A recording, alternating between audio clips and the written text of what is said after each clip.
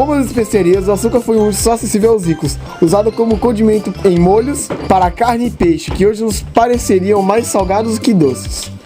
A molécula do açúcar afetou o destino de países e continentes à medida que levou à Revolução Industrial, transformando o comércio e as culturas do mundo inteiro. A glicose é um importante componente da sacarose, a substância a que nos referimos quando falamos do açúcar. O açúcar tem nome específico, segundo sua fonte, como o açúcar de cana-de-açúcar, de beterraba e de açúcar de milho. Apresenta-se também em muitas variações, mascavos, branco, cristal e confeiteiro. A molécula de glicose presente em todos esses tipos de açúcar é bastante pequena. Tem apenas 6 átomos de carbono, 6 de oxigênio e 12 de hidrogênio. Não tivesse sido a demanda do açúcar, foi o açúcar que estimulou o tráfico escravista, levando milhões de africanos negros para o Novo Mundo. E foram os lucros obtidos com ele que, no início do século XVIII, ajudaram a estimular o crescimento econômico na Europa. Os primeiros exploradores do Novo Mundo retornaram falando de terras tropicais que lhes haviam parecido ideias para o cultivo de cana-de-açúcar. O cultivo de cana-de-açúcar exige muita mão de obra e 2 fontes possíveis de trabalhadores: população nativa do Novo Mundo e empregados europeus contratados. A primeira carga de açúcar cultivado pelos escravos da Índia ocidentais foram embarcados para a Europa em 1915.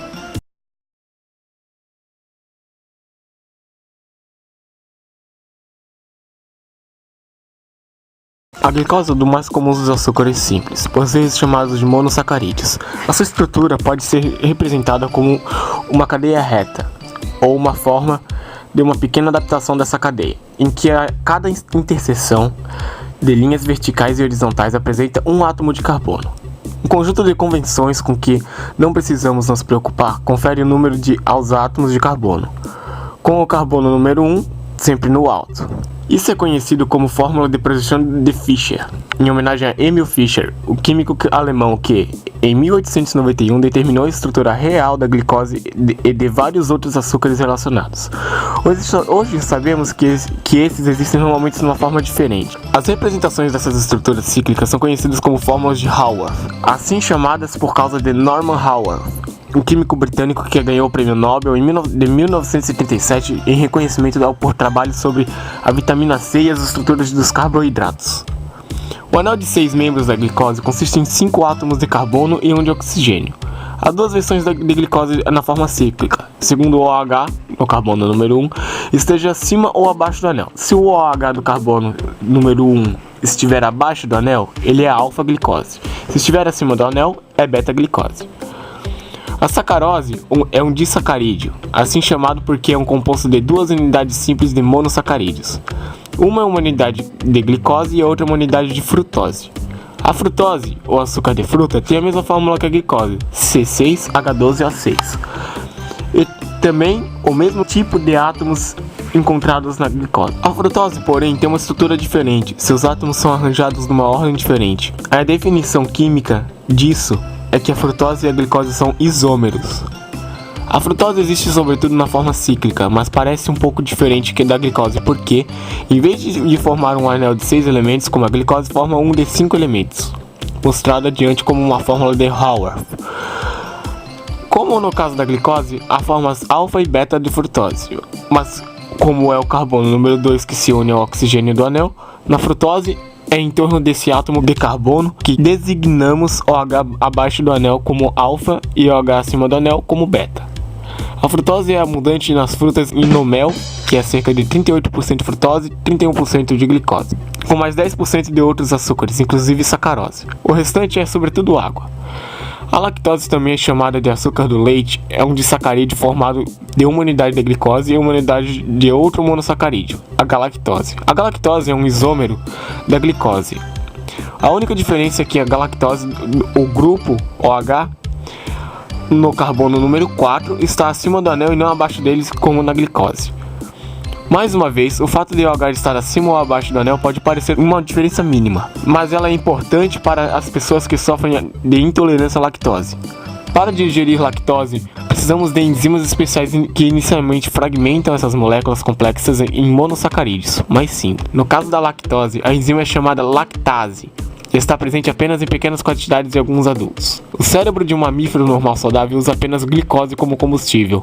As células cerebrais dependem de um abastecimento constante de glicose a partir da corrente sanguínea, pois essencialmente não há nenhuma reserva ou armazenagem de combustível no cérebro. O açúcar pode ser extraído de muitas plantas. Em regiões tropicais, é usualmente obtido da cana-de-açúcar e em regiões temperadas da beterraba. O açúcar cristalino extraído da cana chegou à Europa no século XVIII. Nos 3 séculos seguintes, continuou sendo um artigo exótico, tratado mais ou menos com as especiarias. O comércio do açúcar desenvolveu-se de início em Veneza, com florescente comércio de especiarias. O açúcar era usado na medicina, atuar como agente de ligação em medicamentos e como remédios em si mesmo. O que torna todos esses açúcares tão atraentes é seu gosto doce, porque o ser humano gosta de doçura. Um sabor doce indica que a fruta está madura, ao passo que o gosto azedo nos revela que muitos ácidos ainda estão presentes e a fruta verde pode causar dor de estômago.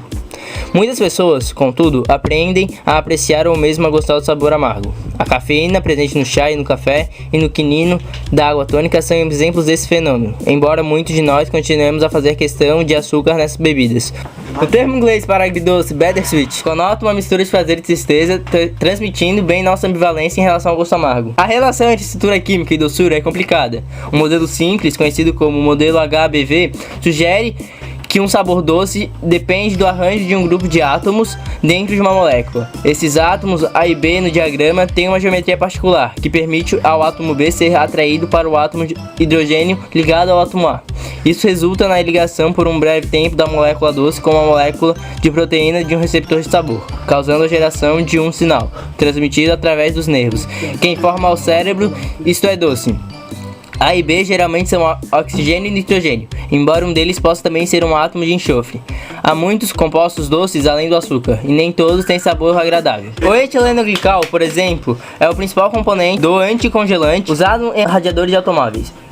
Mas ele é muito venenoso, já que uma colher de sopa pode ser uma dose letal para seres humanos ou animais domésticos. Se engolirmos o etileno-glicol, sua oxidação por enzimas do corpo produzirá ácido oxálico e o súbito aparecimento de uma grande quantidade de ácido oxálico pode ser letal. Um composto cuja estrutura é muito semelhante à do etileno-glicol é que também tem um sabor doce é o glicerol ou glicerina, mas o consumo de glicerina em quantidades moderadas é seguro. Ela é utilizada como aditivo no preparo de muitos pratos por causa de sua viscosidade e grandes solubilidade na água. O glicerol é certamente orgânico, não é tóxico e ocorre naturalmente em produtos como o vinho. Por volta do século XV, o açúcar passou a ser mais facilmente obtido na Europa, mas continuava caro. Um aumento na demanda do produto e preços mais baixos coincidiram com a redução da oferta de mel, que havia sido anteriormente o agente adoçante usado na Europa e em grande parte do restante do mundo. No século XVI, o açúcar estava se tornando rapidamente o adoçante preferido das massas. O açúcar era usado também em guloseimas açucaradas, amêndoas e sementes confeitadas, marcipãs, bolos e balas. De luxo passara de gênero de primeira necessidade e do consumo continuou a crescer ao longo do século XX.